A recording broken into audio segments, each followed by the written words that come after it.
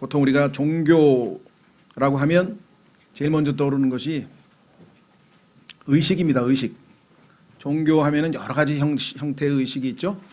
얼마 전에도 뭡니까 불교에서 하는 그 무슨 부처님 오신 날인가요? 네, 초파일 행사할 때 보니까 뭐 웬 그렇게 복잡하게 의식이 많은지 뭐 물도 뭐 뿌렸다가 뭘 했다가 주문을 했다가 하면서 여러 가지 의식이 있죠. 로마 카톨릭에서도 하는 그 미사를 보면 더 거기도 복잡합니다. 굉장히 많은 의식들이 있어요. 종교 의식. 예. 근데 기독교에서도 좀 의식이 많은 교회도 있어요. 막 가운을 입고 또 뭐 목사님이 나오시는 데도 있고 하여간 좀 절차가 그렇게. 그러나 주님께서는 우리에게 의식에 대해서는 한 가지도 말씀하신 게 없습니다. 다만 얼핏 보면 종교 의식처럼 보이는 두 가지가 있는데 그것은 뭐냐면 예수 그리스도를 믿고 구원받은 사람이 나는 옛사람이 그리스도와 함께 죽었습니다. 장사 지내 주십시오. 이제 부활해서 새 사람으로 살겠습니다. 라고 선한 양심을 하나님께 응답하는 거라 그랬어요. 하나님께 우리의 선한 양심의 answer, 응답이 바로 주의 침례라고 했습니다. 그래서 침례 받는 것 하나 하고 그 다음에 독립침례교회 신약교회가 시행하는 두 번째는 주의 만찬입니다. 오늘 우리가 하고 있는 이 주의 만찬도 종교의식은 아니고요. 주님을 기억하도록 주께서 행하라 이렇게 얘기했죠. This do 이렇게 얘기했습니다. 우리는 왜 이렇게 강조하시기 위해서 썼냐. 이건 일종의 도치법인데요. 먼저 이것을 행하라 이렇게 하면서 주님께서 이 강조하셨던 그것이 뭐냐. 오늘 우리가 매달 첫째 주에 교회가 세워진 이래로 행해왔던 이 주의 만찬인데 때로는 아무런 의식 없이 오늘 첫째 주구나 그 주의 만찬 하네 뭐 해야지 이렇게 해서 그냥 어떤 종교 의식을 거행하는 것 또는 매너리즘에 빠져서 그냥 늘 하듯이 하는 것처럼 할 때가 있지만 성경에 따르면 다른 어떠한 경배보다도 이 주의 만찬이라고 하는 경배는 오직 주님을 기억하기 위해서 하는 거기 때문에 어떤 우리가 훈계를 받고 우리의 신앙생활의 영적 성장을 위해서 하는 여러 가지 메시지보다도 훨씬 더 심오하고 예수 그리스도 한 분께만 모든 초점을 맞추게 되는 그러한 아주 중요한 예배입니다. 그래서 이 주의 만찬에 대해서 이미 잘 알고 계시겠지만 다시 한번 이것이 의미하는 바가 무엇이고 주님이 어떻게 하셨고 우리에게 무엇을 기대하고 계시고 우리는 이 주의 만찬을 어떻게 대해야 되는가 다시 한번 우리가 생각하고 바로 잡고 또 기억하고 그 다음에 다시 또 다음 달부터 열심히 우리가 임하면 좋겠습니다. 자, 그래서 이 주의 만찬을 일반 교회들에서는 아마 제가 알기로는 대부분은 다 만찬이란 용어를 킹제임스 성경에 나와 있는 대로 안 쓰고요. 성찬식이란 말을 씁니다. 근데 성찬식이란 말이 거룩하니까 성찬식으로 쓰는 게 더 좋지 않느냐. 그건 우리 생각이고요. 하나님께서는 홀이란 말을 우리가 마음대로 붙일 수 있는 권리가 없습니다. 성경에서 하나님이 홀이라고 붙인 데만 우리가 거룩한이란 말, 홀이란 말을 붙일 수가 있지. 하나님께서 주의 만찬, Lord's Supper, 그죠? 그렇게 정하신 이름을 우리 마음대로 성찬식 이렇게 고치는 것은 그렇게 바람직하지 않다 이렇게 말씀을 드리고요. 뭐 그렇다고 해서 비판하려고 하는 건 아닙니다. 왜 우리는 성찬이란 용어를 안 쓰는지 성경에 나와 있는 대로 주의 만찬으로 그렇게 정했다라고 말씀을 드리고요. 두 번째는 얼마나 자주 해야 되느냐. 아까 말씀드린 것처럼 큰 교회는 너무 사람이 많으니까 1년에 한 번 정도 또 아마 1년에 많이 해야만 2번 정도 하는 것 같아요.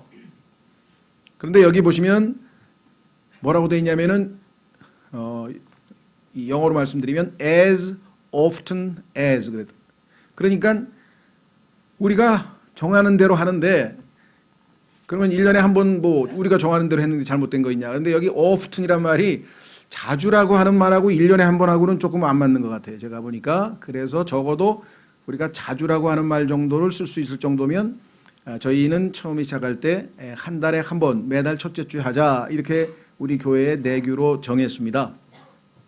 어떤 분들은 그럼 더 자주 할수록 좋은 거냐? 그렇습니다.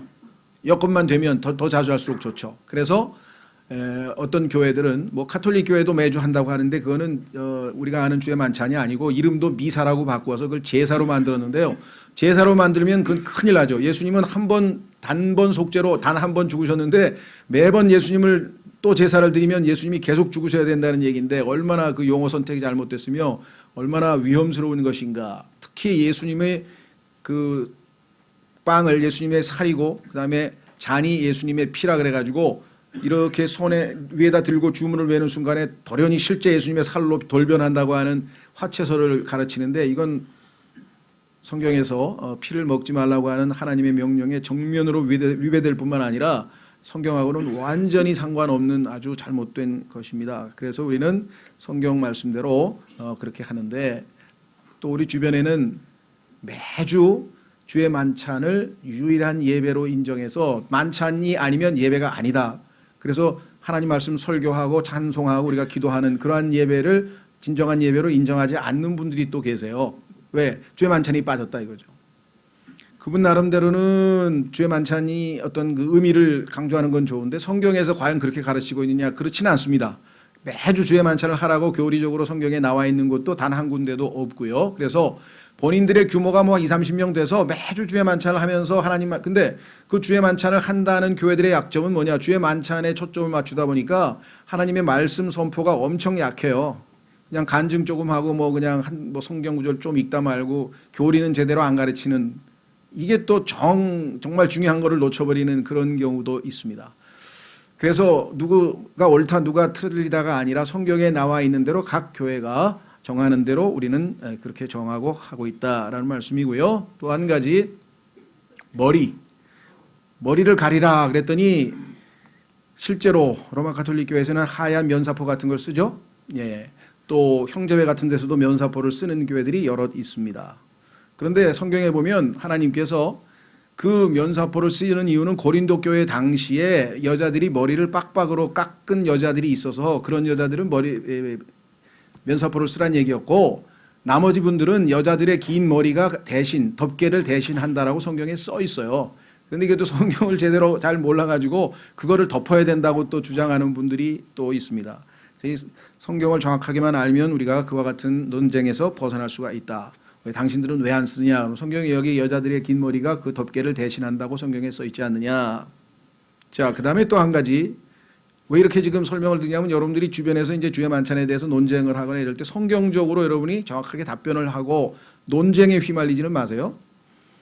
그다음에 또 한 가지는 포도주를 보통 씁니다. 일반 교회들에서는 가톨릭도 마찬가지고 그래서 큰 교회에서는 무슨 봉사부에서 금년도 우리 주의 만찬 할 때 성찬식 할 때 쓸 포도주를 담가야 된다. 자매님들 다 모여라 하면서 포도주 담그는 또 이렇게 봉사를 해요. 그 마음은 다 이해를 하지만 성경에서 말씀하시는 주의 만찬에서 사용하는 것은요. 성경에서 포도나무 열매에서 나는 것으로 100% 순수한 포도즙입니다. 그래서 성경에 보면은 포도즙을 얘기하는 거예요. 그것을 바로 포도 열매 송이를 바로 짜서 즙을 만들면 그것은 뉴 와인이 되죠. 새로운 그렇죠. 그러니까 포도나무에서 열매에서 나는 액체 즙은 전부 다 와인이라고 하는데 그 와인에는 발효되지 않고 갓 짜낸 뉴 와인이 있고 이것이 주의 만찬에 쓰이는 것이고 발효가 돼서 오래되면 술이 되죠. 이걸 올드 와인이에요. 그런데 뉴 와인 새로 갓 짜낸 포도즙에서 짜낸 그 액체는 신명기 32장에서 순수한 포도의 피라 이렇게 얘기해서 순수한 포도의 피. 오늘도 예수님께서 자신이 흘리신 피를 상징한다고 말씀하셨죠. 순수한 포도의 피 이렇게 얘기했는데 올드 와인. 그래서 그걸 먹고 노아가 술 취해서 벌거벗고 뭐 하여간 많은 해프닝이 벌어지고 성경에서 이 그 올드 와인에 대해서 얼마나 강력하게 경고하는지 쳐다보지도 말라라고 주님께서 자문에서 말씀을 하셨을 정도로 강력하게 그렇게 얘기한 그 올드 와인은 성경에서 뭐라고 얘기하느냐? 용의 독이라 그랬습니다. 용의 독. 아니 용을 그렇게 싫어하는 사람들이 왜 용의 독을 마시려고 그러세요? 스스로 한번 생각해 보세요. 성경에서 용의 독이라 그랬는데 용의 독을 멋있습니까? 프랑스에 가면 그냥 용의 독을 한 잔 마셔야 돼요? 굉장히 거기에 관대하신 분들이 있는데 성경에서는 굉장히 강력하게 얘기를 했습니다. 용의 독. 성경과 술, 우리 교회에서 나온 소책자에 보면 자세하게 나와 있어요.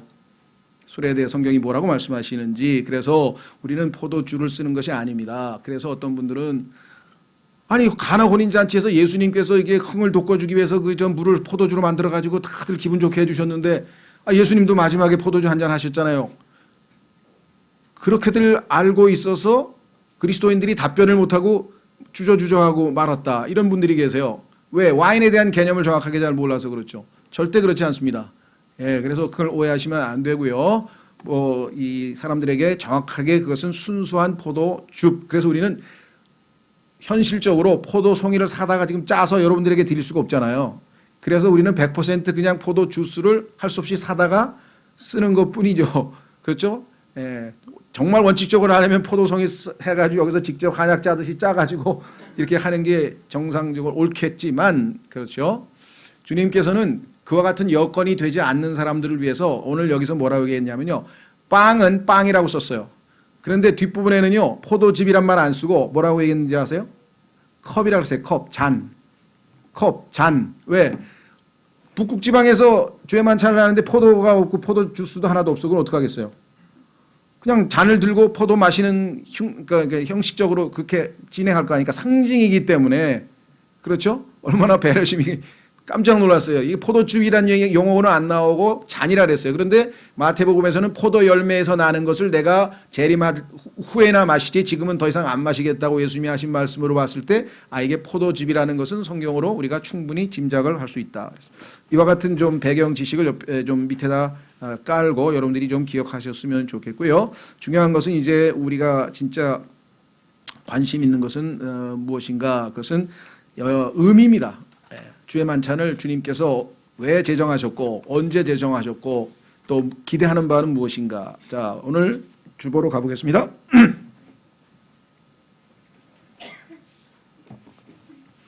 구원받은 하나님의 자녀들이 거룩한 회중으로 모여 하나님을 영과 진리로 경배할 때 그 절정의 순간이 바로 주의 만찬입니다. 그러나 때론 이 만찬이 한 달에 한 번 치르는 종교 의식처럼 되어버릴 때가 있습니다. 오늘 이 시간 다시 한번 주님께서 이것을 행하라 명하신 주의 만찬의 의미를 되새겨보는 기회를 갖고자 합니다. 자, 첫 번째 언제 어떻게 제정되었나 한번 우리가 고린도전서로 가보겠습니다. 고린도전서 11장 23절에 보니까 내가 너희에게도 전해준 것은 내가 주께 받은 것이니 주님께서 명령 내리셨다. 내용은 뭐냐? 곧 주 예수님께서 배반당하시던 바로 그 밤에 그리고 배반당하시던 바로 그 밤에 예수님께서 유월절 어린 양을 잡수셨죠. 그게 유대인들의 유월절 명절이었는데 사실은 예수님 자체가 하나님의 어린 양이셨어요. 얼마나 상징적입니까? 그렇죠. 그러나 예수님은 실제로 유월절 유대인들의 명절에 참여하시고 양을 잡수셨고 그리고 아침 9시에 십자가에 못 박히셨습니다. 그런데 아시다시피 예수 그리스도께서 유월절 명절을 지킨 다음에 그 순간에 바로 빵을 집어서 감사를 드리고 그 다음에 브레이크 쪼개서 그죠? 부숴서 제자들에게 이것을 받아서 먹으라고 명하셨죠. 그리고 잔도 마찬가지 명하셨습니다. 그러니까 이것은 어느 때냐면 예수 그리스도께서 자신이 바로 이 몸이 부셔지고 또 자신의 피가 흘려지게 될 바로 그것을 염두에 두고 거기에 적절하게 맞춰서 유월절 어린 양으로서의 자신을 제자들에게 암시하는 그러한 상황에서 제정되었다. 아주 타이밍이 하나님께서 의도적으로 정해놓으신 타임에 정해졌다라고 하는 것을 우리는 분명하게 기억하셔야 되겠습니다. 그래서 유월절 날과 그 유월절에 이어서 제정된 주의 만찬은 당연히 밀접한 관계가 있다는 사실을 우리는 정확하게 이해하셨으면 좋겠습니다. 자, 그 다음에 이 의미는 무엇인가? 첫 번째, 세 가지가 있는데요. 첫 번째는 주님을 기억하기 위해서 하나님이 하라고 하셨다. 두 번째는 주님의 죽으심을 사람들에게 보여주기 위해서라라고 했고 세 번째는 주님의 재림을 기억하는 것이다 이렇게 했는데 첫 번째 한번 확인해 보도록 하겠습니다. 자, 첫 번째 주님을 기억하는데 두 가지가 있습니다. 몸을 상징하는 빵과 그다음에 피를 상징하는 잔이 있는데 자, 몸을 상징하는 것, 그걸 빵이라고 했습니다. 자, 주님이 행하신 것은 무엇인지 A번 살펴보겠습니다. 첫째, 23절로 가니까 빵을 집었다 그래서 집어들었다. 그렇죠? 빵이 놓여 있는데 빵을 우선 주님이 행하신 것은 집어들었습니다. 집었습니다. 두 번째, 감사를 드렸습니다. 이 감사를 드렸다고 하는 말은 영어로는 이게 blessing인데, 이 blessing이란 말은 사실은 축복하다라는 뜻인데요. 그래서 서양에서는 그 식사 기도할 때 우리는 식사 기도합니다. 뭐 식사 기도가 잘못된 건 아닙니다. 그런데 우리가 식사 기도할 때 뭐라고 하냐면 사람들에게 뭐라고 표현하나, 복을 빌자 이런 얘기예요. 그래서 어떤 분이 상대방에게 저 기도해 주시겠습니까? 우리 식사하기 위해서 기도해 주시겠습니까? 할 때 pray란 말도 쓰지만 would you ask blessing? 하나님께 이 음식에 복을 내려 주시도록 그렇게 기도해 주시겠습니까? 그렇게 예수님도 지금 하나님께 이 빵을, 그죠? 복을, 하나님이 이 빵에 복을 주십시오 하고 지금 blessing 한 것이 바로 감사고요. 세 번째는 그것을 뗐다. 이 뗐다는 얘기는 잡아뗀 거지요. 떡을 우리가 뗐다 그러는데 영어는 break예요. 쪼갰어요. 부셨어요. 부셔버렸어요. 여러분과 제가 지금 할 때 하나씩 다 쪼개죠. 다 브레이크하죠. 그렇죠? 예. 예수 그리스도께서 십자가에서 자기의 몸이 지금 다 쪼개지잖아요. 지금 다 부셔졌잖아요. 그걸 상징하는 거예요. 그러니까 여러분들이 이거를 쪼갤 때 아무 의미 없이 쪼개면 안 되고, 내가 예수 그리스도의 몸을 쪼개는, 예수 그리스도를 십자가에서 죽이는 죄를 저지른 죄인이라는 것을 의식하면서 쪼개는 거예요. 오늘 우리 한은미 자매님이 저 반주 오전에 우리 예배 드리기 전에 이렇게 미리 반주할 때 보니까 어린 양 반주를 하셨는데, 거기에 보면은 주님 죽인 우리 죄를 용서하여 주옵소서, 그런 가사가 있어요. 여러분과 제가 예수 그리스도의 몸을 쪼개는데, 부시는데 일조한 사람이라는 사실, 예수 그리스도가 우리 죄로 인하여 죽었다는 사실을 의식하면서 참여해야 되는 겁니다. 그렇죠? 네, 그래서 쪼갰어요. 뗐어요. 그 다음에 말씀하셨어요. 명하셨어요. 그래서 순종하는 겁니다. 뭐 받아서 먹으라. 또 여러분들이 다 받아서 먹습니다. 그렇죠? 자, 이것은 너희를 위하여 찢긴 내 몸이니. 그런데 예수님의 몸은 지금, 자, 예수님께서 빵을 줍니다. 그럼 예수님의 몸은 지금 여기 있습니다. 그런데 이게 찢긴 내 몸이니, 그러면 이게 실제 예수님의 몸입니까? 아니면 예수님의 몸을 상징하는 겁니까? 실제 예수님의 몸이 아니죠. 예수님 몸은 여기 있잖아요, 지금. 무슨 말이 이해가 됐죠? 예, 그래서 예수 그리스도께서 자신의 찢겨질 몸을 상징하는 것을 보여주시면서 이것을 받아 먹으라 이렇게 명하셨고요. 이것은 너희를 위하여 찢긴 내 몸이니 나를 기억하여 이것을 행하라 하시고. 자, 그러니까 빵에 대해서 예수님께서 행하신 것을 우리가 지금 살펴보았습니다. 그런데 성경에 보니까 예수 그리스도께서 십자가에 달리셨을 때, 그렇죠? 예. 예수님께서 숨을 거두시는 그 순간에 마태복음에 보니까 위에서부터 성소와 지성소를 가리우고 있는 큰 휘장, 커튼이 있었는데 그 두꺼운 휘장이 위에서부터 아래로 찢겨 나갔다라고 성경에 써 있어요. 왜 그랬을까요? 히브리서에 보면 답이 나와 있어요. 히브리서 10장으로 가보겠습니다. 예수님은 단순히 고통만 당하신 것이 아니라 그것이 갖는 의미가 무엇인가, 여러분과 저를 하나님 앞으로 인도해 주시기 위해서, 휘장이 찢기지 아니하면, 예수 그리스도의 몸이 찢겨나가지 아니하면, 부셔지지 아니하면 여러분과 저는 하나님 앞에 나아갈 수 있는 길이 없어요. 하나님 앞에 나아갈 수가 없습니다. 우리를 하나님 앞으로 인도하기 위해서, 그 앞에 엎드려 경배할 수 있도록 하기 위해서 예수님은 찢기신 것이죠. 예, 히브리서 10장 19절. 히브리서 10장 19절. 그러므로 형제들아, 우리가 예수님의 피를 힘입어 새롭고 살아있는 길로 지성소에 들어갈 담대함을 얻었는데, 구약시대에 지성소라고 하는 것은 하나님께서 언약궤가 놓여 있고 거기에 두 그룹이 마주보고 있고 하나님께서 임재하시던 곳입니다. 그런데 거룩한 곳이기 때문에 Holy of Holies, 거룩한 곳 중에 거룩한 곳, 그래서 우리가 지성소라고 한문으로 만들었는데, 성소, 그 앞에 있는 거룩한 장소에서 지성소로는 아무나 들어갈 수가 없습니다. 대제사장 한 분만, 제사장들도 못 들어가요. 대제사장 딱 한 사람만 모든 민족을 대표해서 짐승의 피를 가지고 들어가서 1년에 한 번 7월 10일, 그렇죠? 나팔절이 7월 1일, 7월 10일이 속죄일, 욤키퍼, 7월 15일이 그 유명한 장막절인데요. 7월 10일 날 유대인들은 욤키퍼라고 해서 속죄일을 지킵니다. 그 대제사장이 1년에 딱 한 번 들어가서 모든 민족들의 죄를 하나님 앞에 속죄받는 날이에요. 그래서 오늘날에도 여러분들 그 외국계 은행이나 우리나라에 나와 있는 외국계 기업에 보면은 다이어리에 다 욤키퍼라고 해서 다 그날 놉니다. 우리는 아니지만, 우리는 문화는 아니지만 그쪽에서는 유대인들을 다 인정하기 때문에 유대인들의 욤키퍼를 다 휴일로 정해서 다 지키는 그런 유대인 최고의 명절이에요. 그게 속죄일이에요. 회개하는 날이에요. 그런데 그곳에는 1년에 한 번 대제사장 이외에는 들어갈 수가 없어요. 그런데 예수 그리스도께서 그 가로막고 있는, 즉 성소와 지성소를 가로막고 있는 두꺼운 그 휘장을 예수님의 십자가에서 죽으시는 그 몸을 통해, 여기 나와 있죠? 뭐라고 되어 있습니까? 20절에 이 길은 그분께서 우리를 위하여 휘장 곧 자기의 육체를 통해 거룩히 구분하신 것이라. 이 휘장이 위로부터 아래로 찢겨 나갔다고 마태복음 27장에 기록되어 있다고 말씀을 드렸죠.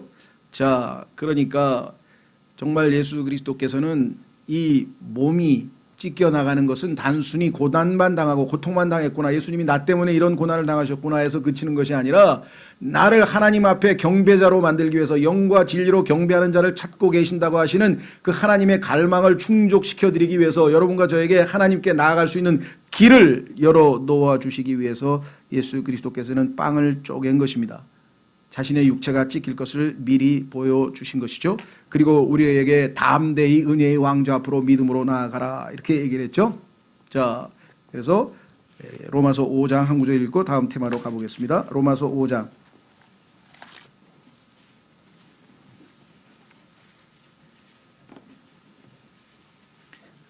여러분과 제가 구원받은 즉시 우리가 누리는 첫 번째 영적인 축복은 하나님과의 화평입니다. 로마서 5장 1절에 그러므로 우리가 믿음으로 의롭게 되어 우리 주 예수 그리스도를 통해 하나님과의 화평을 누리는도다. 그러나 여기서 멈추는 것이 아니라 두 번째, 또 우리가 그분을 통해 지금 우리가 서 있는 이 은혜 안에, 이 은혜의 왕좌라고 히브리서 4장에서 말씀하셨죠. 은혜 안에 믿음으로 들어감을 얻었으며, 왜? 예수님의 육체인 휘장이 찢겨 나갔으니까, 길이 열렸으니까 지성소에 언제든지 우리는 들어갈 수 있는 특권을 누리게 된 것이죠. 자, 그래서 우리는 주님이 행하신 것 기억했고요. 그 다음에 두 번째는 주님이 바라시는 것, 그것은 바로 우리가 지금 읽은 것처럼 하나님 앞에 여러분과 제가 담대히 믿음으로 나아가 은혜의 왕좌에서 하나님의 은혜와 긍휼을 누리는 것을 주님께서 원하셨던 것이겠죠. 그렇죠? 자, 그 다음에 주님께서 이제 여러분과 저에게 기대하고 있는 두 번째는 뭐냐면 주님을 기다려야 돼. 주님께서 기다리는 기억하라 그랬어요. 기억. 자, 11장 다시 돌아옵니다. 나를 기억하여. 여러분 생각에는 나 주님을 잊어버렸나? 여러분들 주님을 항상 기억하고 있습니까? 아니면 자주 잊어버리십니까? 신명기 6장으로 한번 가보겠습니다. 신명기 6장에 모세가 이스라엘 백성들에게 너희는 하나님을 잊어버렸느니라, 너희는 주님을 잊어버렸느니라, 이렇게 지금 얘기를 했는데요. 신명기 6장 12절. 신명기 6장 12절.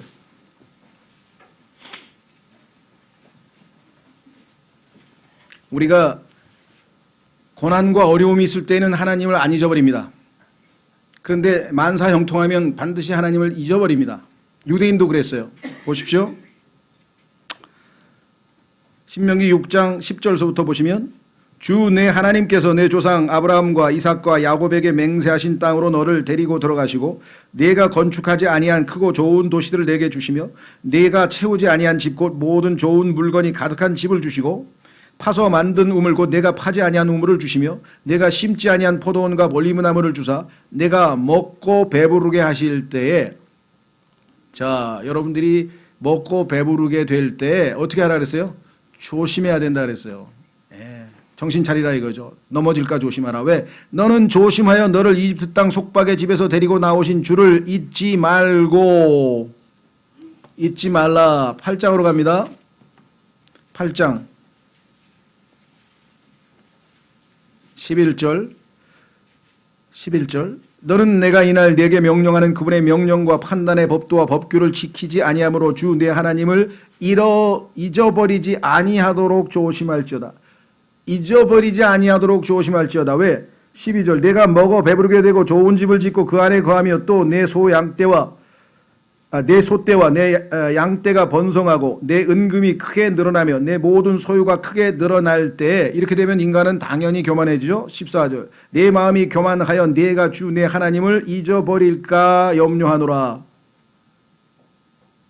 그래서 주의 만찬을 하면서 다시 기억을 되살리는 거죠. 자, 다시 18절로 가시면 그 밑으로 가면 오직 너는 주 내 하나님을 어떻게 하라고요? 기억하라. 내게 재물 얻을 능력을 주시는 분이 그분이시니 이것은 그분께서 내 조상들에게 맹세하신 자신의 언약을 이날과 같이 굳게 세우려 하심이니라. 내가 만일 주 내 하나님을 완전히 잊어버리고 다른 신들을 따라 걸으며 그들을 섬기고 그들에게 경배하면 내가 이날 너희에게 증언하노니 너희가 반드시 멸망할 것이니라. 경고와 함께 잊지 말라. 그래서 주님께서 우리를 말씀하셨습니다. 기억하라, 잊지 마라. 두 번째, 피를 상징하는 것은 당연히 잔이죠. 아까 말씀드렸습니다. 왜 빵은 빵인데 여기는 포도주스나 포도즙이라고 안 하고 와인이라고 안 하고 잔이라고 했을까? 그것은 아까도 말씀드렸지만 실제적으로 그것을 준비할 수 없을 경우가 많다 그랬어요. 자, 주님이 행하신 것은 뭐라고 말씀하셨나 보겠습니다. 자, 11장 고린도전서 11장에 가시면 25절 저녁 식사 뒤에 또 그와 같은 방식으로 잔을 집으시고 이르시되 이 잔은 내 피로 세우는 새 상속 언약이니. 잔에 포도 주스가 들어있는데 포도즙이 들어있는데 그것은 순수한 포도의 피, 다시 말하면 예수님의 피를 상징한다. 내 피로 세우는 새 상속 언약이니. 왜 새 상속 언약입니까? 옛 상속 언약은 출애굽 때에 하나님과 이스라엘 백성이 체결하였으나 이스라엘 백성들의 수없이 많은 그 언약을 아예 날마다 어겼죠. 어겨서 아예 그 언약 자체의 효능이 다 사라져버려서 하나님께서 율법을 결국은 뭐예요? 제껴놓고 새 언약을 예수 그리스도와 더불어 체결하게 된 것이죠. 자, 내 피로 세우는 새 상속 언약이니 너희가 그것을 마실 때마다 as oft as, 그러니까 매주 마시라든가 뭐 이렇게 나와 있지 않아요? 너희가 정해놓고 마실 때마다 나를 기억하여 이것을 행하라 하셨느니라. 그 분명하게 말씀을 했습니다. 자, 예수 그리스도의 피, 이 피라고 하는 것은 그리스도 신앙생활에 있어서 우리의 죄들을 씻을 수 있는 유일한 것이죠. 성경에 따르면 육체의 생명은 피에 있다고 예수님께서 레위기에서 말씀하셨고 예수 그리스도께서 피를 흘리셨다고 하는 것은 자신의 생명을 우리에게 내어주시는 것이 되는 것이겠죠. 성경에 따르면 하나님께서 자신의 피로, 우리 피가 아니고 하나님의 피로, 하나님께서 자신의 피로 교회를 값주고 사셨다. 이렇게 사도행전 20장에서 분명하게 말씀을 했습니다. 그래서 예수 그리스도께서는 그 피를 통해서 우리가 새로운 언약을 주님과 체결하게 된다라고 말씀을 했고 그 피로 우리의 죄들을 정결하게 씻어서 우리는 그 피를 보배로운 피라, 그래서 보혈이라고 이렇게 줄여서 부르게 되었습니다. 하나님께 성하신 법칙은 피 흘림이 없이는 죄 사함이 없다. 그렇죠? 네. 그래서 구약 시대에는 짐승의 피를 흘리는 것으로 해서 일단 죄 용서를 했고 예수 그리스도께서 피는 죄 용서 정도가 아니라 죄들을 제거해버려, 죄를 씻어버리는, 아예 깨끗이 씻겨버려서 제거해버린다고 성경에 말씀을 하셨죠. 예, 그래서 우리는 구약과 신약의 차이점은 구약은 짐승의 피를 근거로 죄들을 용서만 받았지만 여전히 죄가 남아있었어요. 그러나 신약에 와서는 예수 그리스도의 피로 완전히 죄들을 정결하게 제거해버렸다. 확인하고 넘어가겠습니다. 히브리서 10장.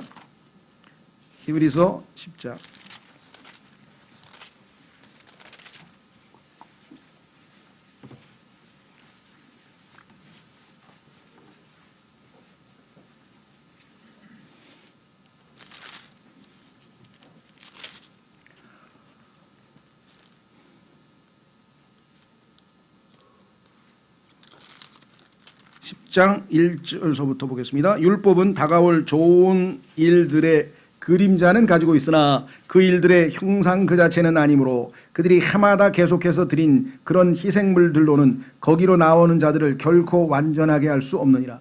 예수님의 피만 우리를 완전하게 할 수 있죠. 그랬더라면, 완전하게 할 수 있었더라면 경배하는 자들이 한 번에 깨끗하게 되어 더 이상 죄들을 의식하지 아니하였을 터이므로 그것들을 드리는 일을 그치지 아니하였겠느냐. 그런데 매년 해마다 드려야 되는 것을 보면 완전히 제거가 안 된다. 그러나 그 희생물들에는 해마다 죄들을 다시 생각하게 하는 것이 있나니 황소와 염소의 피가 죄들을 제거하는 것은 불가능하니라. 다만 용서의 근거만 삼았죠. 그러나 예수 그리스도께서 흘리신 피는 죄를 제거하죠. 그래서 침례인 요한이 예수 그리스도가 나타나시는 것을 보고 손을 들어 보라. 그렇죠? 뭐라 했습니까? 저분이 하나님의 어린 양이로다. 뭐라고요? 네, 세상 죄를 제거하시는 하나님의 어린 양이로다. 예수 그리스도께서 흘리시는 피만이 우리의 죄들을 정결하게 완전히 없애고 제거해 줄 수 있다라고 성경에 말씀하셨습니다. 자, 그래서 예수 그리스도께서는 빵과 잔을 제시하시면서 이것을 행하면서 나를 기억하라, 주님을 기억하라, 이렇게 성경에서 말씀을 했습니다. 자, 그러면 이 시간에 우리가 두 번째, 주님이 또 이어서 뭐라고 말씀하셨는가 부가 설명을 한번 확인하도록 하겠습니다. 자, 고린도전서 11장으로 다시 돌아가시면 주님께서 이렇게 명령을 마치신 다음에 뭐라고 보완 설명을 하셨는가.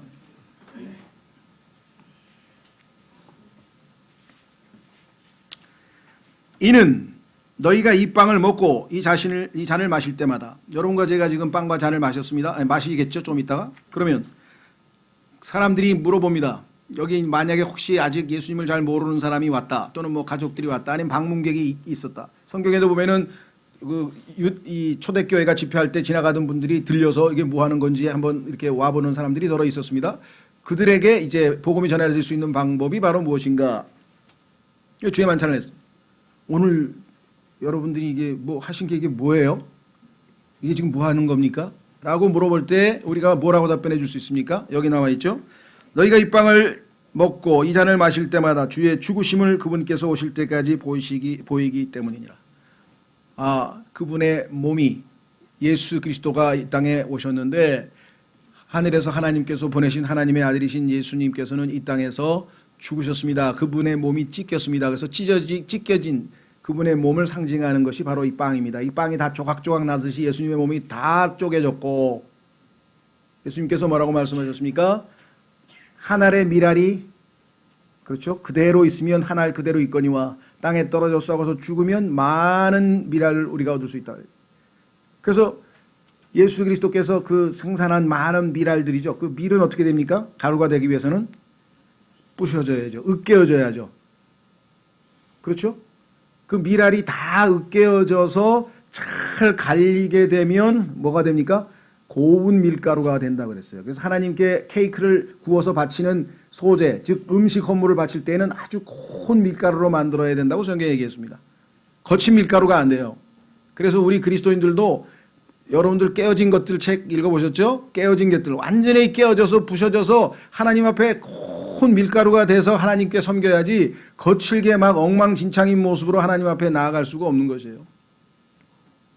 그래서 예수님만 깨어지는 것이 아니라 우리도 한 반죽이 된다 그랬잖아요. 고운 밀가루로 만들어서 반죽을 하나 만들어서 이 반죽 한 덩어리가 주님의 몸 된 교회라 그랬죠.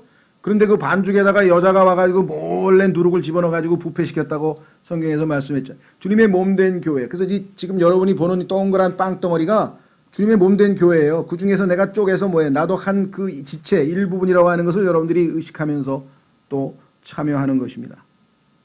자, 그래서 주님은 으깨어져서 죽으셨고, 몸은 으깨어졌고, 피는 흘렸고, 피와 몸이 분리되면은 당연히 이것은 죽는 것이죠. 그렇죠? 예, 그래서 이것은 예수님께서 죽으셨다는 것을 보여주는 겁니다. 근데 왜 죽으셨는지 아시겠습니까? 저는 그것을 알기 때문에 여기에 지금 참여하고 있습니다. 지금 선생님께서는 그걸 모르고 계시는데, 선생님의 죄로 인하여, 선생님의 죄 때문에, 선생님의 죄값을 치르기 위해서, 선생님을 지옥으로부터 건져내기 위해서 이분이 죽으셔서 그거를 지금 알려주기 위해서 저희가 보여드리는 겁니다. 선생님은 그걸 모르기 때문에 지금 여태까지 그렇게 사셨고, 우리는 그걸 알기 때문에 한 달에 한 번씩 모여서 주님을 기억하면서 주님의 죽으심을 사람들에게 이렇게 보여주고 있는 것입니다. 그렇죠? 얼마나 의미심장한 얘기입니까? 주님께서 죽으심을 보여주라. 주의 죽으심을 보여주라. 자, 그 다음에 이제 죽음으로 끝난 것인가? 아니죠. 여기에 또 묘미가 있는 거죠. 죽음으로 끝났으면은 그거 추도 예배 이외에 추도 예배죠. 그러면 만약에 우리가 이게 예수님이 죽은 것으로 끝나서 우리는 추도 예배밖에 더 되겠어요? 근데 예수님은 성경에 보니까 죽음으로 끝나신 분이 아니에요. 살아나셨어요. 그렇죠? 자, 요한계시록으로 가보겠습니다. 그렇지 않고서야 다시 오실 때까지란 말이 있을 수가 없지. 죽으셨는데 어떻게 다시 와요? 그러니까 부활하고 그다음에 승천했다고 하는 것이 전제되어 있죠. 다시 오실 때까지 이 주의 만찬을 계속하라는 얘기는 주님이 오시면 그만해도 되는 건데, 그러면 오시려면은 어떻게 됩니까? 가셨어야 되겠죠. 그 가신 것을 성경에서는 뭐라고 얘기하느냐? 승천이라 그러고, 가시기 위해서는 살아나야 되니까 부활이라 그러고, 그러니까 부활 승천이라고 하는 것이 여기 전제되지 않고는 주님이 다시 오신다는 말은 성립이 안 된다고 하는 것이죠. 자, 그래서 요한계시록 1장으로 가보시면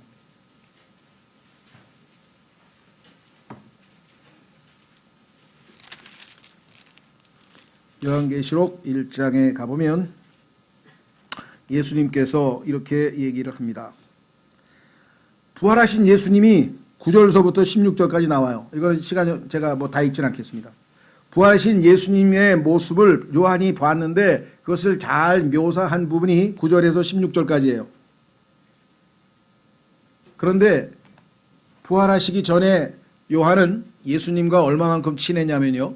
요한이라고 하는 이름은 The Beloved, 사랑받는 자라는 뜻이에요. 그래서 자신의 이름을 예수님의 사랑을 받았다 그래서 요한복음에 보면은 그 사랑받는 자가 말하기를, 자기 요한이라고도 안 하고요, 나라고도 안 하고요, 자기를 항상 그 사랑받는 자가 말하기를, 이렇게 성경에 써 있어요. 자기를 칭할 때. 그런데 그 사랑받는 자인 요한은 예수님과 얼마만큼 친했냐 하면, 예수 그리스도께서 식사하실 때 유대인들은 비스듬히 누워서 식사한다 그랬죠. 그때 그 품에 기대서 함께 식사를 하던 사람이에요. 그렇게 친밀했던 사람이에요. 그런데 부활하신 예수님을 보고는 어떻게 됐는가? 신격을 지니신 예수님을 보니까 육체를 입고 있는 인간은 감히 범접할 수 없어서 그냥 속된 말로 꼬꾸라져서 그냥 엎어졌어요. 죽은 것 같이 됐다고 성경에 써 있어요. 보세요. 17절에 내가 그분을 볼 때 이 땅에서 본 예수님하고는 모습이 달라 영광스러운 모습으로 나타나셨어. 내가 그분을 볼 때 죽은 자같이 그분의 발 앞에 쓰러지니. 그런데 왜 우리 주변에는 이분을 보았다고 하는 분이 그렇게도 많은데 안 꼬꾸라지고 전부 다 손을 얹고 주님이 나는 너를 사랑하노라 그러니까 이상한 주님을 본 거죠. 제대로 주님을 봤으면 다 꼬꾸라져 가지고 죽은 것처럼 돼야지 정상이에요. 무슨 말이 됐어요? 예, 그러니까 그런 사람 얘기는 전혀 아예 무시해버리는 게 나아요. 이상한 주님을 보셨군요. 그분의 발 앞에 쓰러지니 그분께서 오른손을 내 위에 얹으시며 내게 이르시되 두려워하지 말라. 나는 처음이요 마지막이니. 뭐라고 말씀하셨나 보세요. 나는 뭐라고요? 살아있는 자라. 너희가 죽었다고 생각했지만 나는 살아있는 자라. 전에 죽었으나, 얼마나 친절하게 설명해 줘요. 전에 죽었었어 나. 보라 내가 영원 무궁토록 살아있노라. 모든 이 세상의 종교와 기독교의 결정적인 차이는 여기입니다. 다 죽은 종교의 창시자를 떠받드는 거예요. 탄생 얼마 전에 불기 몇천 년 했는지 잘 모르겠습니다만 다 죽었어요. 그 기념하는 거예요. 그냥 죽은 거 회상하는 거고 사진 갖다 놓고. 근데 우리는 살아 계셔요. 그것도 내 안에 와서 살아 계셔요. 예? 보세요. 나는 살아있는 자라. 전에 죽었으나 보라 내가 영원 무궁토록 살아있노라. 아멘. 또한 내가 지옥과 사망의 열쇠들을 가지고 있노라. 그래서 우리 지금 지하에 가 있는 구약 성도들 다 주님께서 데리고 올라가셨죠? 열쇠가 있으니까. 그 지하에 있는 사람들 다 구원받은 구약 성도들을 데리고 하나님께 포로로 데리고 올라갔다고 에베소서 4장에 써 있잖아요. 그렇죠? 자, 한번 시간이 한 찼죠, 한 구절. 이게 여러분들이 성경에서 성경을 많이 찾을수록 좋은데 시간 또 딱 적절하게 해야 되니까 에베소서 4장으로 가겠습니다. 에베소서 4장에 구약 성도들을 데리고 하나님께 포로로 갖다 바쳤다. 마치 전쟁에 나가서 승리한 장군이 적들의 포로들을 이렇게 바치듯이. 왜 포로냐? 마귀가 사로잡고 있었던 자들인데 이 포로를 다 해방시켜서, 그렇죠, 하나님께 갖다가 바쳤습니다. 에베소서 4장 8절. 에베소서 4장 8절. 그러므로 그분께서 이르시기를 그분께서 높은 곳으로 올라가실 때, 이걸 우리가 승천이라 그러죠. 사도행전 1장 1장에 보면 어떤 방식으로 올라가셨나, 구름 타고 올라가시는 장면이 나옵니다. 또 그렇게 구름 타고 다시 오신다고 했고, 포로로 잡힌 자들을 포로로 이끄시고, 이 포로는 마귀에게 포로로 잡혔던 자들이죠. 구약 성도들을 이제 어떻게 했어요? 이끄셨어요. 빼앗았어요. 왜? 강한 자를 결박하고 묶으셨으니까, 마귀를 완전히 패퇴시키셨으니까 적장은 무력화되고 그 포로들을 다 데리고 올 수 있는 권리가 승자에게, 승리한 장군에게 있는 거 아니겠습니까? 그렇죠. 그래서 사람들에게 선물들을 주셨도다 하시니라. 이거는 이제 신약의 사역자들인데요. 그 얘기는 우리가 나중에 뭐 여러분 잘 아시니까, 여기서 지금 우선 포로를 이끄시고, 그래서 9절 보세요. 이제 그분께서 올라가셨은즉 그것은 그분께서 또한 먼저 땅에 더 낮은 부분으로 내려가신 것이 아니면 무엇이냐. 그분이 땅에 더 낮은 곳, 즉 죽어서 지옥에 가서 우리의 죄값을 다 청산하시고 그리고 나서 올라갔다 이거야. 내려가셨다가 올라가셨다라고 성경에서 분명하게 말씀을 했습니다. 자, 그 다음에 계시록 22장 20절. 계시록 22장 20절.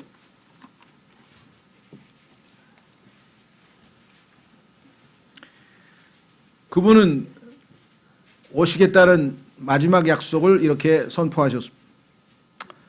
계시록 22장 20절. 이것들을 증언하시는 분께서 이르시되 내가 반드시 속히 오리라 하시는도다. 그래서 요한이 답변했습니다. 아멘 주 예수님이여 과연 그와 같이 오시옵소서. 그 사이에 주님께서 오실 때까지는 어떻게 돼야 되냐. 그리스도의 은혜가 너희 모두와 함께 있기를 원하노라 하면서 신약 성경이 21절에 마무리가 되는 것이겠죠. 자, 그래서 예수님께서는 죽으심만 보여주는 게 아니라 주님이 오실 때까지 오신다는 사실, 우리가 꼭 기억을 해야 된다는 사실을 오늘 주의 만찬을 통해서 우리가 깨달았습니다. 자, 마지막 경고를 읽고 마치겠습니다. 자, 주님께서 이 만찬을 대할 때 어떤 자세로 해야 되느냐. 여러분과 저의 자세는 당연히 올바른 자세인데, 그 올바른 자세는 뭐냐. 자, 우리가 일주일의 삶 또는 매일매일의 삶에서 혹시 죄를 지었다. 두 가지 종류가 있습니다. 하나는 구체적으로 죄를 지었을 때는 그것을 자백을 해서 요한일서 1장 9절의 말씀에 따라 그분의 흘리신 피로 깨끗하게 씻어야 돼요. 그래야 정결하게 됩니다. 그렇죠? 자백을 하지 않고 죄가 정결치 않은 상태에서 주의 만찬에 참여하는 것은 잘못됐다고 얘기를 했습니다. 두 번째, 하나님의 말씀의 물로, 예를 들면 죄는 짓지는 않았지만 이 땅에서 살면서 먼지가 많이 묻어서 발바닥에 먼지가 많이 묻었듯이 우리가 더럽혀진 상태에 있을 때는 하나님의 말씀의 물로 우리를 정결케 해서 깨끗한 상태에서 주님에게 임해야 된다라고 성경에서 또한 말씀을 했고요. 자, 그러면 27절로 갑니다. 그러므로 누구든지 주의 이 빵과 이 잔을 합당하지 않게 먹고 마시는 자는 주의 몸과 피에 대하여 죄가 있으리로다. 오직 사람이 자기를 살피고 죄가 있으면 빨리 자백하고 용서받고 정결하게 된 다음에, 그리고 그 빵을 먹고 살피고 그 다음에 그 뒤에 그 빵을 먹고 그 잔을 마실지니 29절 합당하지 않게 먹고 마시는 자는 주의 몸을 분별하지 못하고 자기를 위하여 정죄를 먹고 마시느니라. 자, 1차적으로 우리의 죄악된 삶에 대해서 하나님 앞에 살피고, 두 번째는요, 교리적으로 아까 말씀드렸습니다. 만약에 지금 이 예수님의 그 몸을 상징하는 빵에 참여하고 그 다음에 예수님의 피를 상징하는 이 포도주, 이 잔에 참여할 때 이것을 하나님께서 순간적으로 예수님의 진짜 살과 피로 바꾼다고 하는 화채설을 믿고 그렇게 되는 것으로 착각하고 믿으면 또 하나님 앞에 범죄하는 것이 되는 거예요. 왜? 하나님께서는 구약에서 피를 먹지 말라고 말씀하셨죠. 율법 하에서 피를 먹지 말라고 말씀하셨죠. 신약 때도 사도행전에서 피를 먹지 말라고 얘기하셨죠. 육체의 생명은 피에 있기 때문에 하나님께서 금해 놓으셨잖아요. 그런데 하물며 예수님의 피를 우리가 먹어버리면 어떻게 되냐. 그리고 예수님의 살을 먹으면 우리가 무슨 뭐 카니발, 소위 말하면 무슨 사육제도 아니고 이건 어마어마하게 성경의 신성모독적인 얘기입니다. 그래서 교리적으로 이것은 예수님의 살과 피를 상징하는 것이라고 하는 사실을 정확하게 알고 그다음에 그 의미를 우리가 인식하면서 참여할 때 정말 내가 예수 그리스도를 십자가에서 못 박을 때 내 죄 때문에 예수님께서 그렇죠? 몸이 쪼개지셨구나. 그 으깨어진 그것으로 인해서 그렇죠? 예수님의 흘리신 그 피로 내가 정결케 돼서 주의 죽으심을 보이고 주님이 오실 때까지 이것을 하면서 늘 주님을 다시 상기하고 기억하고 마음을 새롭게 하고 그렇죠? 그래서 마음의 허리를 독이고 영이 뜨거운 가운데 주님을 섬길 때 이 주의 만찬은 우리에게 아주 결정적으로 활력소가 되는 아주 중요한 예배다라고 하는 것을 꼭 기억하셨으면 좋겠습니다. 이 시간에 우리